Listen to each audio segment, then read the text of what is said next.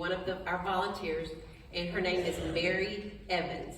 Mary Evans. Hello, Mary. Hello, Mary. Good morning. Are you on? Are you? Make sure. Yes, I'm on. Okay. So you're going to have to stay in here. I can tell. Okay. Okay.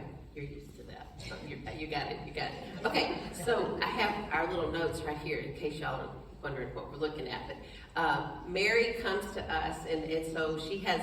I have so enjoyed my relationship with her and her walk with the Lord. Our relationship began based in the scriptures. She ended up coming to my house, and she sat in a chair with a group of people that were wanting to know the scriptures. And I looked at her and I thought, I don't even know her name. I don't know who you are. And so we laughed about that. And but just to see the maturation of both of us and what the Lord has done. So I'm going to just ask questions and let her tell you her story. So the first is going to be, let me get over here, okay? Where were you born and where do you live now?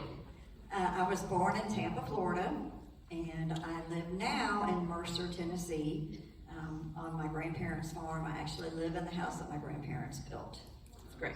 And you like Linda Page. Linda Page, was one of the volunteers that spoke, and you like her. You have this history of music in your family. I want you to tell us what you realized when you and Linda met doing the music here. You were both talking and what you both realized. I think I told her I lived in Mercer or somehow, and she was like, yeah, I used to go to Mercer, and we would go fishing at this pond, and she was telling me, I'm like, that's my place. That's where I live. And come to find out, my grandfather was band director at Alamo High School for probably 20-something years, from the 50s through the 60s. And of course, her father was band director here in Jackson, and they were very good friends. Oh. And so we found that out. It was just, woo, how is that even possible? How is that possible? Okay, will you tell us of your singing career? She's a little overqualified to be here, but anyway, we'll start here. Will you tell us of your singing career? I have sung in many bands over the years. Probably, I was trying to count how many. I don't know, maybe around 9 or so. And give us some of the names, because they may know some of them. For the people that you may know that I've sung with, some that have passed, unfortunately, Charlie Baker, Wes Henley, Chuck McGill. I've sung with Carol Plunk. Back in the 90s, I sang with Rick Williams. If you ever went to Chesney's Restaurant, we were there every weekend singing. And then bands, most recent, back in the 2000s or so, was Bullet Town Band. We played at Barley's a lot, played lots of weddings.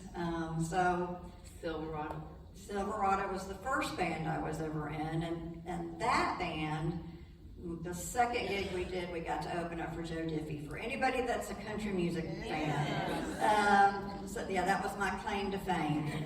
That's a good one. We're impressed. 15 minutes claim to fame. Okay, so all of this, you also had like a day job. Just tell us about a little about that. I did. And how that will pull these people in too. Yes, I got my dental registration. Dental assistant registration, and I worked for Dr. William LaFont for 2 years, and then Dr. Forbes hired me in 1989, and I was there for 32 years. And then after that, I went on and got my real estate license and did realty for a couple of years, and now I am retired. You're full-time oracles of God now, right? I am full-time oracles of God. Okay, so as we talked this week, you said there were several things that you were sure of. It's the same question for each person. What is something that just your heart beats about these things? These are things that you know, that you know about God, that you've learned about God, and you're even willing to show us a visual. So I'm going to hand this to you, and so you can go from there. How's that? So the Bible study that Debbie was referring to, where I showed up and she didn't know who I was, we did a a study. It's called the Bible Recap, and of course there was a little book that she gave us, and there's also a little podcast that goes along with it. And you're supposed to read, several chapters a week, and then listen to the podcast and discuss it. And I was like, gosh, I really don't want to read. Can I do it some other way? And she was like, yeah, of course, just listen to the podcast, that's fine. And I think back now, and I know she was thinking, just hold on, it's gonna come. So the first, I don't know if I can hold my... Let me do this. Okay. Is that okay? Yeah. Okay. Okay. So the first few weeks, it's gonna be hard to see, but it gives you chapters to read. And so we would read chapters and meet at Debbie's and talk about it. And I can remember my girl Tammy saying, oh my gosh, I can't believe all this is in the Bible. It's like a Peyton place. There's so much going on. I never knew. And I'm thinking, what are you talking about? It didn't say anything about that in the podcast that I listened to on the way over here. And so I'm like, gosh, I'm going to have to read. I'm going to have to get the Bible and read. So I started reading, and each week I would read a little, just keep doing what we were told to do. I would read, we would talk, and I was not really understanding, but going along with it. And then something I know what it was that came over me, but my life changed. And I don't know if you can see the notes on this page, but it was an explosion for me. And each page is filled with notes, and it was just a life-changing experience for me. And I always knew there was something that I needed to know. There was something in the Bible that I needed to know, and I was never able to. I've been to several churches, just searched and tried to read the Bible on my own, and it was just boring, and I couldn't get it. But something was always telling me, there's something in here you need to know. And by the grace of God, I was in this Bible study, and it totally transformed my heart. I cannot tell you the words in that Bible. They are living. It's a living book. And don't read it if you don't want to be transformed, because you will be. Your life will change. And I just thank God every single day for that Bible study and for what he's done. Great. That is great. Linda Austin's going to give you a standing ovation. She's over there clapping. Okay, so what else do you feel we might learn from your journey? Something that God has worked in your life or is challenging you with, just something that you feel that we can learn? Forgiveness for me. It's been a huge battle for me all my life. I had a pretty traumatic childhood, and just carried on through my adult life. And I've held on to things. I've held on to resentment, and it's been a daily reveal for me each day of things that God has brought forward to me, and the people that he's brought forward in my mind that I need to forgive. And, he's taught me that, I ask him for forgiveness. God, forgive me for these terrible things that I've done in my life. And, I expect him to forgive me.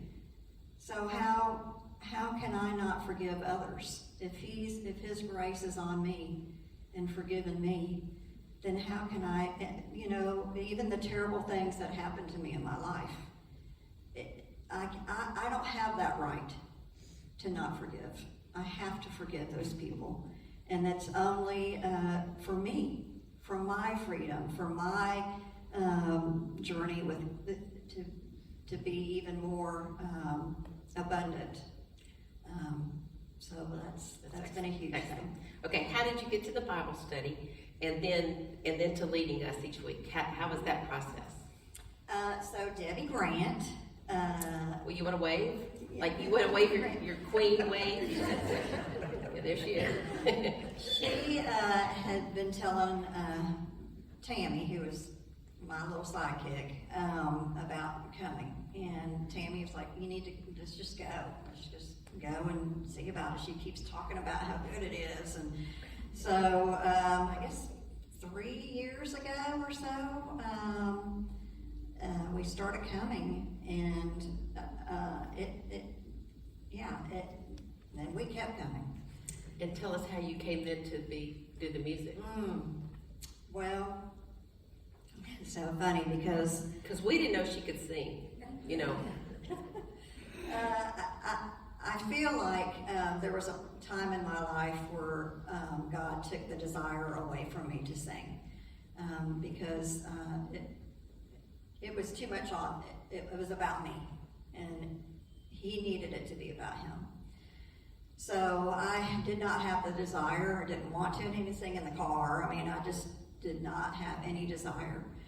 And then I just started having this prayer, Lord, please, can you put me, even in a little group of people, that maybe I can just harmonize. I love to harmonize, and then I could be singing for you, and can you just, if it's possible, can you just do that, or just open that door for me? And Debbie calls me and said, hey, what do you think about joining the praise group? And I just started crying. I mean, it was just tears I couldn't hold back because, a blatant answered prayer right there. And I love this group. I love these people. And I'm just so grateful to be able to do this. I may not know every song. There's some songs I've never heard, like this morning. But, I'm just so happy to be able to sing for Him.